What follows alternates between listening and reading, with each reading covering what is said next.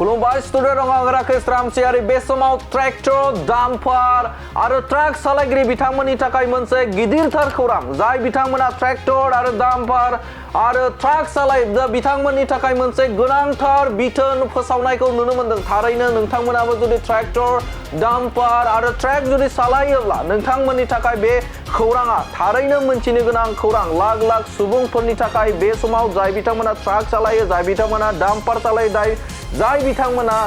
बे समाव ट्रेक्टर सालायो बे ट्रेक्टर सालायगिरि बिथांमोननि थाखाय मोनसे गोनांथार बिथोनफोराव फोसावनायखौ नुनो मोनदों नोंथांमोना मिथिगौदि थांनाय सानाव 17 आगस्तनि 8:30 रिंगायाव उदालगुरि जिल्लानि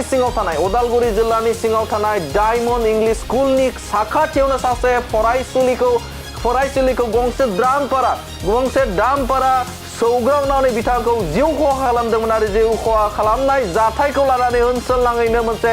दुंहाव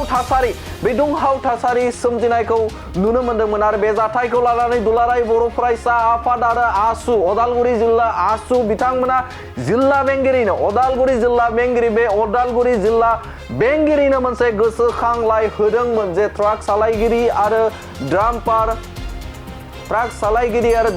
सालायगिरि लोगोसेनो ट्रेक्टर सालायगिरि बिथांमोनखौ बे जायगाथिं खारनायखौ बन्द खालामनांगौ होननानै मोनसे गोसोखांलाय गथायदोंमोन थामहिनबा आर'जलाइ गथायदोंमोन आरो बे आर'जलाइखौ दहाय होनानैनो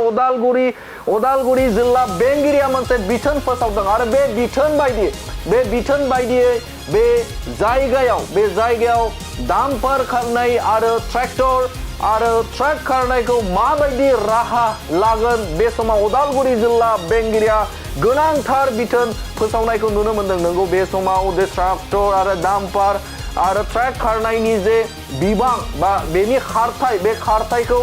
माबायदियै बे समाव रैखाथिनि थाखाय बाहायगोन बे समाव उदालगुरि जिल्ला बेंगिरिया मोनसे गोनांथार बिथोन फोसावदों आरो बे गोनांथार बिथोनखौ जाय बिथांमोना मानिया बेनि सायाव गोख्रों राहा लानाय जागोनबो होननानै फोसावनायखौ नुनो मोनदों उदालगुरि जिल्ला बेंगिरिखौ बे समाव नोंथांमोना बड'लेण्ड बुब्लिनि गेजेरजों फोरमायथिबाय जे उदालगुरि जिल्ला बेंगिरिया फोसावना होनाय जे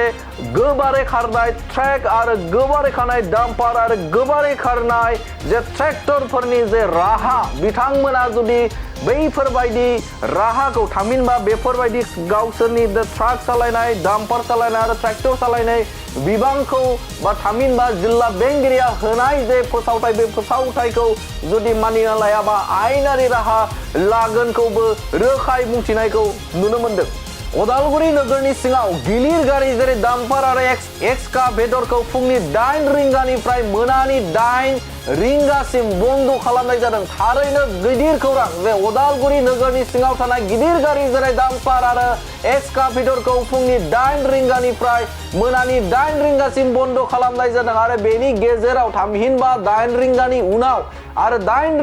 फुंनि 8 रिंगानि सिगां नोंथाङा डाम्पार गारिफोर थामहिनबा एक्सकाभेटरा खारनो हागोन नाथाय बेनि समाव 8 रिंगानिफ्राय मोनानि 8 रिंगासिम बन्द खालामनाय जादों थामहिनबा बे समाव नोंथाङा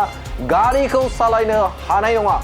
उदालगुरि नोगोरनि सिङाव साखा खबब्रै आरो साखा खबथाम गारिनि बांसिन खारथायखौ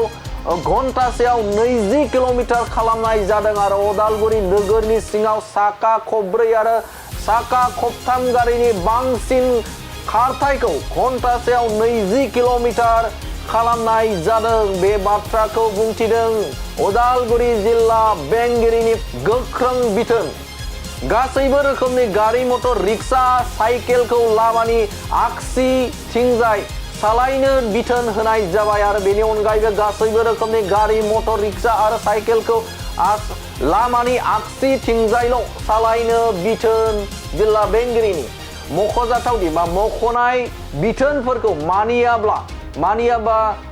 ट्रेफिक रुल बायदियै दायनिगिरि जागोन आरो ट्रेफिक रुल बायदियै जाय बिथांमोना मानिया बे मानियै बिथांमोनखौ ट्राफिक रुल बायदि बे समाव साजा होनाय जागोन होननानै बाथ्रा बुंथिदों जिल्ला बेंगिरिया।